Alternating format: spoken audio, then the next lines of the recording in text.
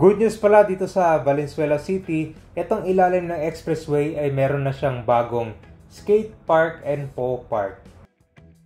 So ang Valenzuela City, hindi lang sila nakafocus na sa warehouse and factories. Ito na yung pagsisimula sa mga sports, recreation, pasyalan. At kung kayo naghahanap ng pang-practice, maganda itong lugar na to dahil dito may pakita inyo ang talent, makapag-ensayo at makasali sa mga ibang events. So ang skateboarding pala ay isa na siyang Olympic sport. So maganda ito na panimula. Meron din itong POW Park na malapit lang dito sa skate park. So dito pwede nga mag-enjoy ang inyong mga pets. Dadaanan din natin itong mga ibang ilalim ng expressway. Tulad na lang dito malapit sa release ng train. Makikita mo naman yung pinagkaiba.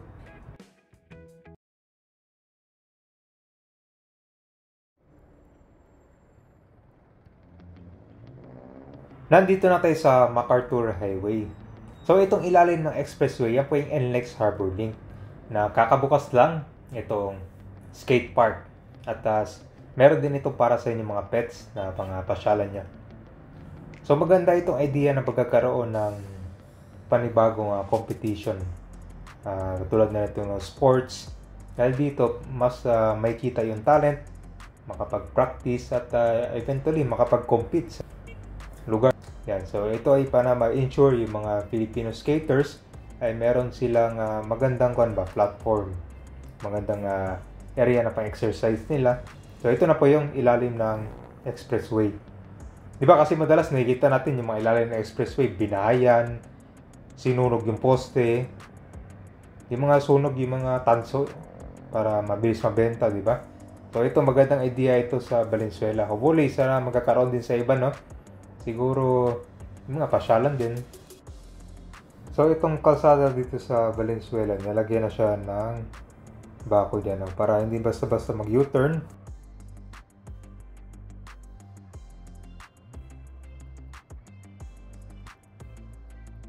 Nandito na tayo sa MacArthur Highway, dito sa Barangay Karuwatan, Valenzuela City. So sa mga mahilig mag-skate dyan at saka may dalang mga pets, pwede kayong pumasyal dito. So ito yung maganda kabayan kasi itong expressway, ginawan siya ng development. Di ba madalas nakikita natin sa ilalim ng mga expressway, ginagawang parkingan, ginagawang tambakan.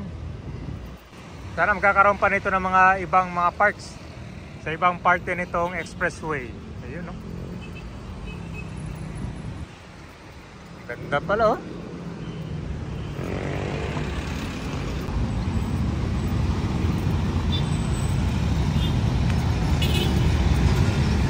Last year lang ito nagsimula. Simula dito sa crossing. Wala kasi dito eh.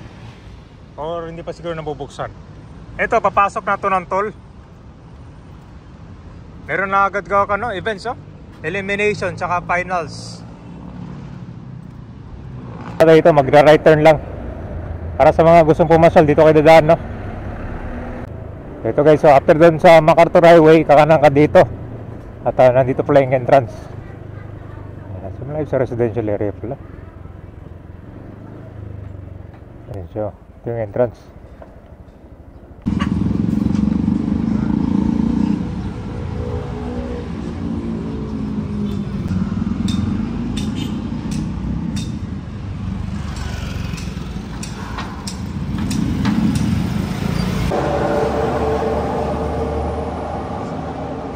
Guys, so ito pala yung entrance sa Kabayna. So nandito na tayo sa Barangay Karuhatan. So na-inaugurate noong February 15. Ito naman yung skate park. Ganda pala. Ganda, may mga design yung mga poste. So kung meron kayong dalang bike, walang problema. May bicycle rack na rin, no?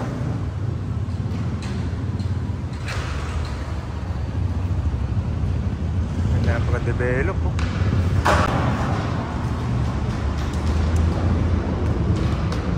Yeah. So dito Kabayan, kapag gusto nyo maraming mga naglalaro, mga alas 4 hapon. So kung kayo mahilig mag-skateboard Kabayan, tapos meron kayong mga tricks, ito yung maganda yung puntahan.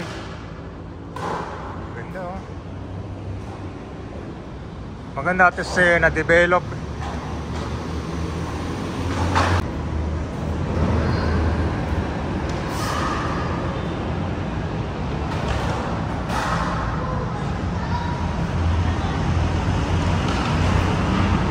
Siguro dito kabayan sa mga beginners, no?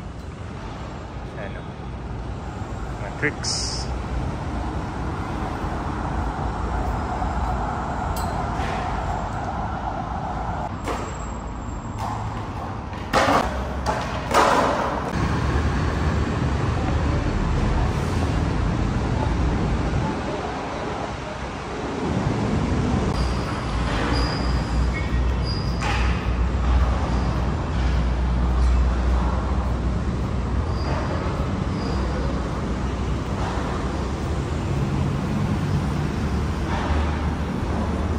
Dami pala na. Ngayon sa mga beginners yun, pa-practice pa.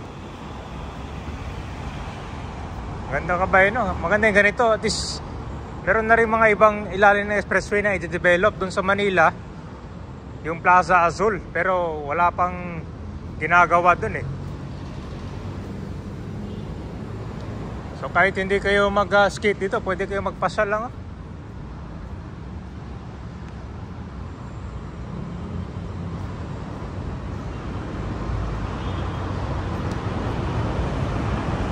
Ayos, meron palang CR dito sa likod.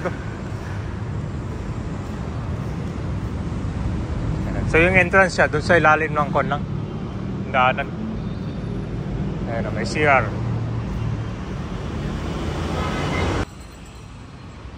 Ayan. Ito, meron na rin mga bench. Hindi na siya basta popar gabay, no? Pwede rin kayong kumain dito.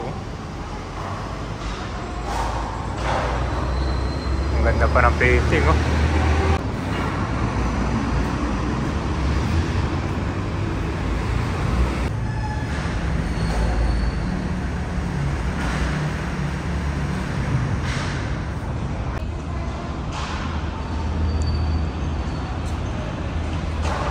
Ganda guys. Nung wala pa to.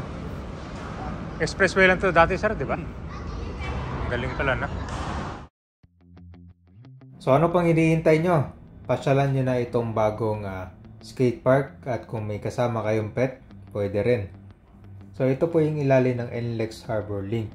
Itong mga sasakyan, yan na yung papunta sa Manila, dun sa pier na. Tapos itong kabila naman, papunta yan ng NLEX sa Mindanao Avenue. So napakaganda nitong idea kabayan, kasi hindi lang ito basta skate park.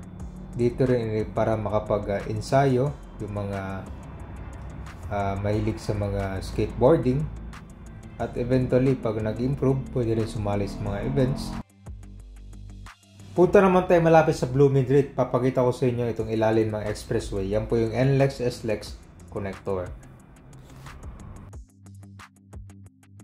Sa Valenzuela ka ba, nakikita nyo na merong development dito naman, ginawa siyang bahayan, no? Yan. Pero dati puno to ng mga bahay. Na-clear lang to nung nagsimula na yung demolition para sa gagawin nito expressway. Actually mas marami pa itong mga bahay dati. Ito ka ba, no? Puno siya ng mga vendor. Eventually nadadami ulit itong mga nakatira kapag wala siya nagbabantay, no? Yan ba yun, no?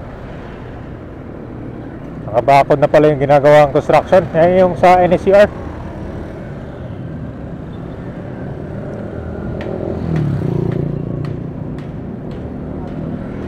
Ang iba, diyan pa lang nung natapos to, pero tagtad na ng mga ako, no? Sulat yung poste.